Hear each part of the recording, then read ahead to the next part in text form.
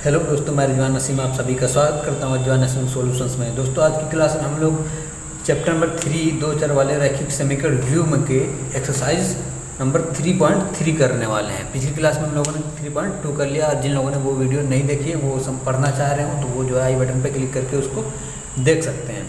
आज हम लोग जो है एक्सरसाइज 3.3 को करने वाले हैं। तो इसमें जो है क्या कह रहा है कि निम्न समस्याओं में रैखिक समीकरण व्यू बनाइए और उसका हल प्रतिस्थापन विधि द्वारा हल कीजिए। प्रतिस्थापन विधि क्या होता है अभी देखते हैं आगे। सबसे पहले इसमें जो क्वेश्चन गिवन है वो ये है कि कह रहा है कि दो संख्याओं का अंतर 26 है और एक संख्या दूसरी संख्या की 3 गुनी है, तो उन्हें ज्ञात करना है। सबसे पहले इसके जो स्टेटमेंट हैं उसको पढ़ करके हम समीकरण बनाते हैं और उस समीकरण को सॉल्व करना होता है प्रतिस्थापन मेथड से, है ना। तो हमें सबसे पहले समीकरण बनाएंगे किस तरह से। कह रहा है कि दो संख्याओं का अंतर 26 है। मान लेते हैं एक संख्या x है, एक संख्या y है।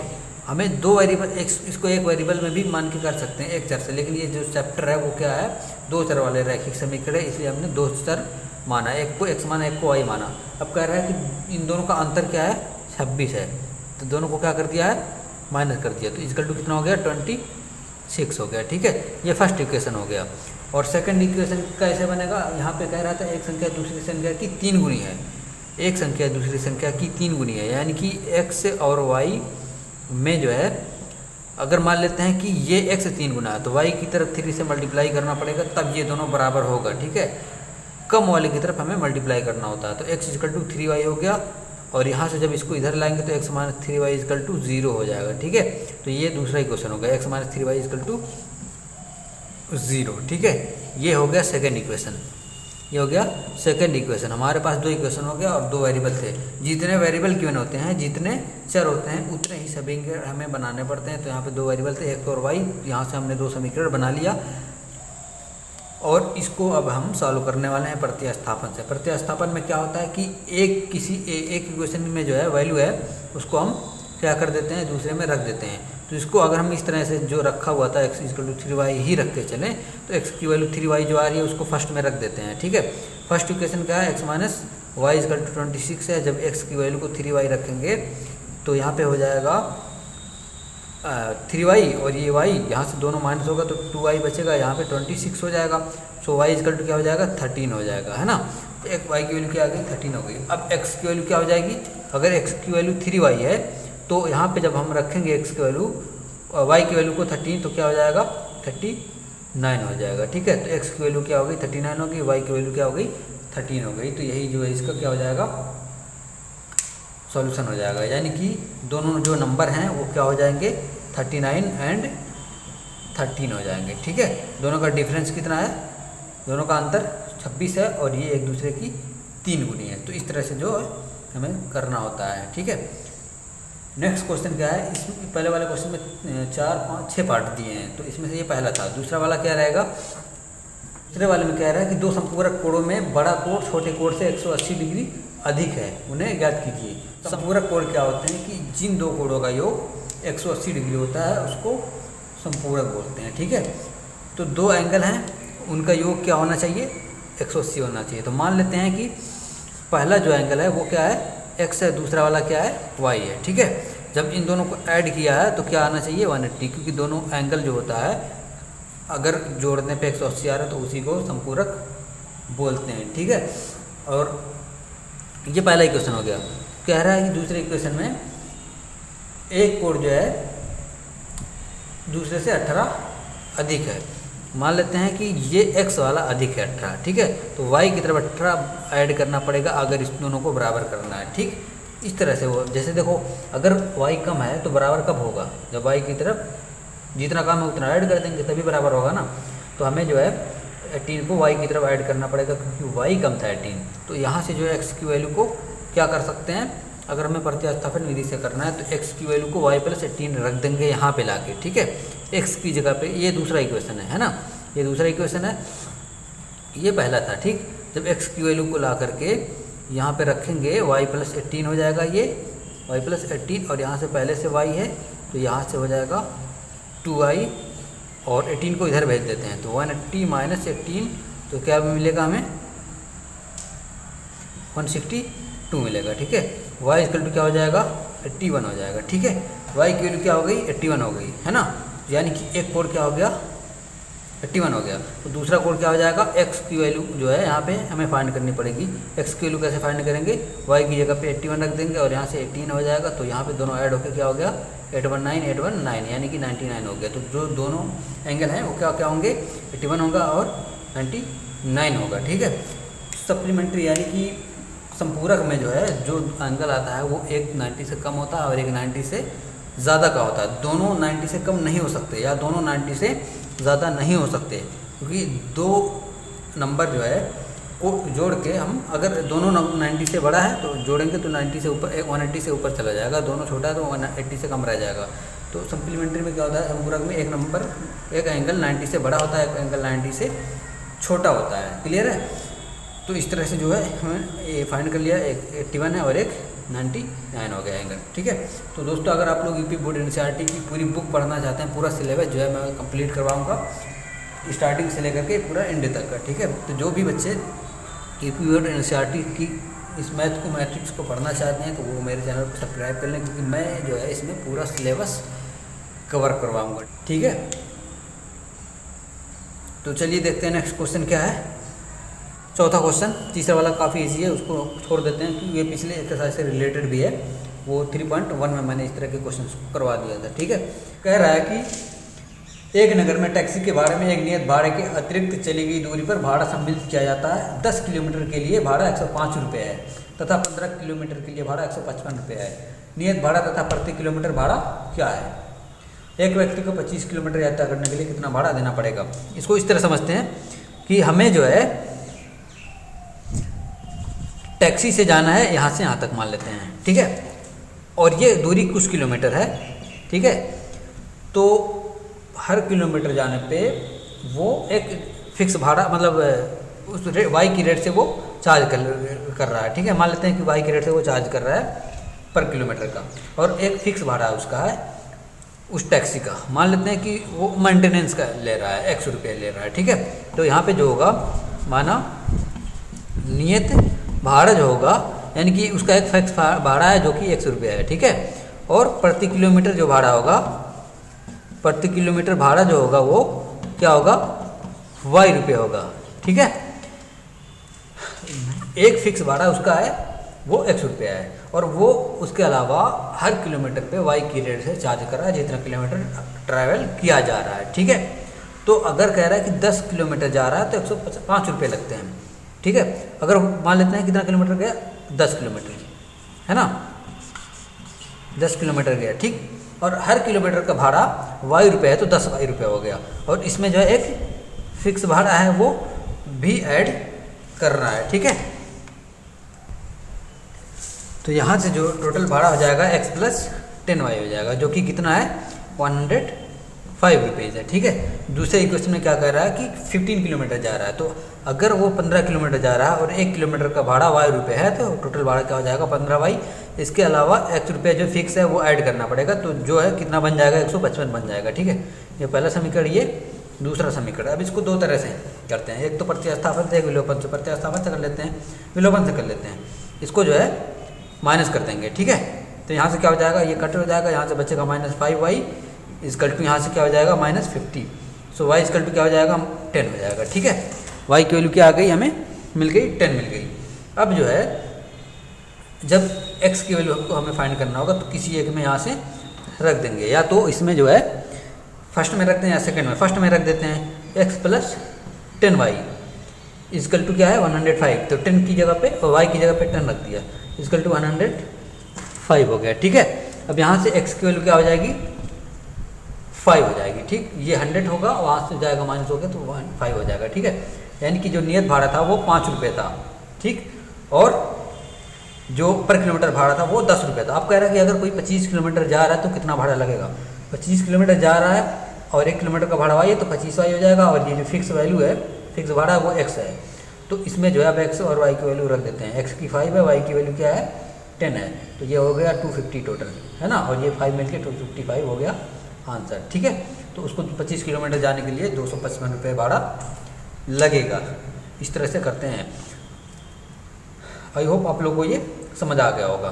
तो मैं जो है आप लोगों को यूपी बोर्ड की पूरी बुक जो है करवाऊँगा, और अगर आप पूरी पढ़नी चाहते हैं तो मेरा जो चैनल सब्सक्राइब कर दें, ताकि जो है वीडियो का नोटिफिकेशन आपको मिलता रहे। ओके, चलिए देखते हैं नेक्स्ट क्वेश्चन। कह रहा है कि यदि किसी भिन्न के अंश और हर दोनों में 2 जोड़ दिया जाता है तो वह 9/11 हो जाती है। यदि अंश और हर दोनों में 3 जोड़ दिया जाता है तो वो 5/6 हो जाती है। वह भिन्न ज्ञात कीजिए। ठीक है, तो हमें जो है क्या गिवन है, एक भिन्न गिवन है। तो मान लेते हैं कि वो x/y है।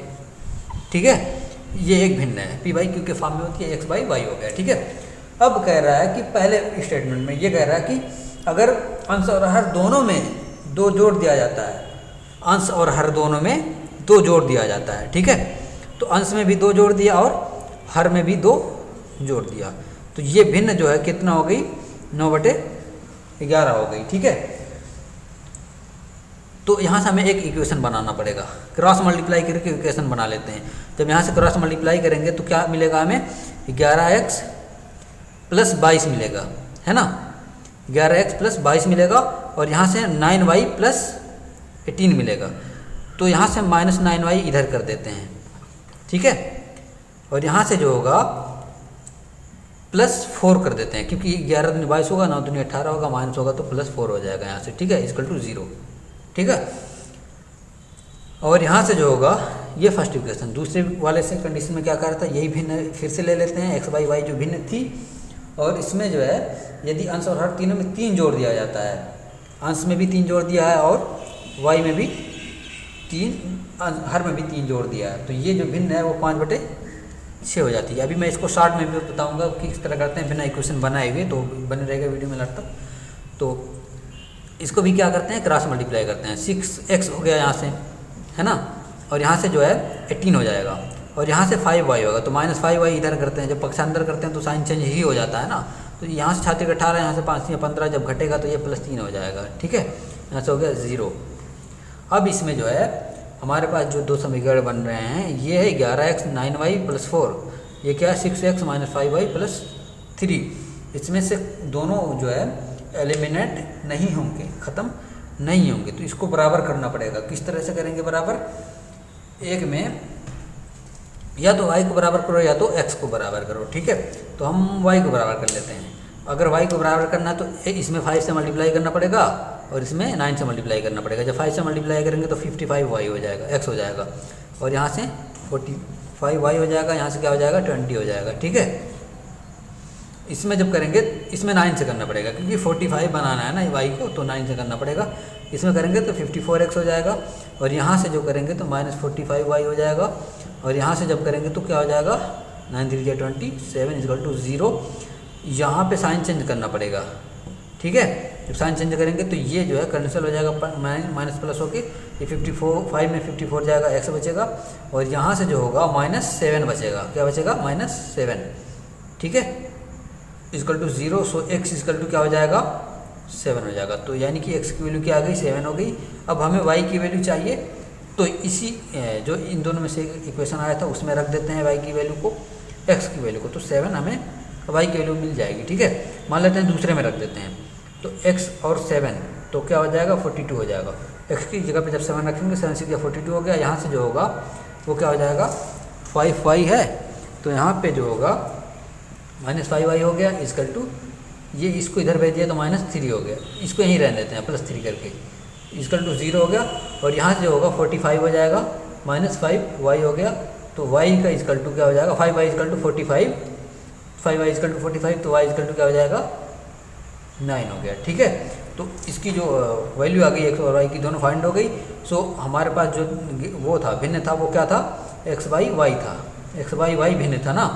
तो यहाँ से जो है x की वैल्यू 7 आ चुकी है और y की वैल्यू 9 आ चुकी है, जो कि यही हमारा आंसर है। ठीक है, 7/9 जो है वो हमारा आंसर हो जाएगा। तो इसी तरह से करते हैं। अब इसको शॉर्ट में अगर करना हो तो किस तरह से किया जाएगा, देखो ये तो लॉन्ग मेथड था ट्रेडिशनल, अगर इसको शॉर्ट में करना हो तो इस तरह से करेंगे। कह रहा है यदि किसी भिन्न के आंसर और हर में 2 जोड़ दिया जाता है तो वह 9/11 हो जाती है। तो जो हो जा रही है उसको पहले लिख दिया जाएगा। ठीक है, 9/11 हो जा रही है। ठीक, अंश और हर दोनों में क्या कर दिया जाता है, 2 जोड़ दिया जाता है। तो जाहिर सी बात है कि अगर हम इसमें 2 घटा दें, 7 हो जाएगा। यहाँ से 2 घटाएंगे तो 9 हो जाएगा। तो ये हमारा आंसर हो गया, सीधी सीधी बात है, एक लाइन में कर दिया इसको, ठीक है। और दूसरे वाले में क्या कह रहा था, कह रहा था अगर 3 जोड़ दिया जाता है तो वो 5/6 हो जाती है। तो अगर हमारे पास जो भिन्न है वो 7/9 आई हुई है, तो जब इसमें 3 जोड़ेंगे, इसमें 3 जोड़ेंगे तो 10/12 हो जाएगी। जब इसको कट करेंगे तो 5/6 हो गई। ये दूसरी कंडीशन को भी तो सेटिस्फाई कर रहा है। तो इस तरह से जो है हम शॉर्ट में भी कर लेते हैं, ठीक है। सबसे पहले क्या किया है हमने, जो 9/11 हो जा रहा था उसको हमने लिख लिया। उसके बाद कह रहा है तो जोड़ने पर जो है 9/11 आता है, यानी कि उसके 2 कम वाला पहले से रहा होगा, यानी कि इसमें 2 कम 7, इसमें 2 कम 9, ठीक है। तो ये नंबर जो हमारी ये जो भिन्न है हमारे पास यही रही होगी, ठीक है। अब दूसरे वाले कंडीशन में अगर फॉलो करवाना है, सेटिस्फाई करवाना है, तो इसमें 3 जोड़ दिया 10 हो गया, इसमें 3 जोड़ दिया 12 हो गया, और दोनों को जब डिवाइड कर दिया, मतलब 2 से कट कर दिया तो 5/6 हो गया, ठीक है। तो ये जो है सेटिस्फाई कर रहा है, तो यानी कि ये सही हो जाएगा, ठीक है। तो इस तरह से जो है इसको करना होता है, काफ़ी इजी होता है। नेक्स्ट देख लेते हैं क्या कह रहा है। कह रहा है कि 5 वर्ष बाद जैकब की आयु उसके पुत्र की आयु से 3 गुनी हो जाएगी। 5 वर्ष पूर्व जैकब की आयु उसके पुत्र की आयु की 7 गुनी थी, उनकी वर्तमान आयु ज्ञात कीजिए। तो यहाँ पे एज और एज रिलेटेड प्रॉब्लम में ये जो काफ़ी है इंपॉर्टेंट होती है, इसको देखो कर लेते हैं। मान लेते हैं कि जैकब की जो आयु है वो कितना है,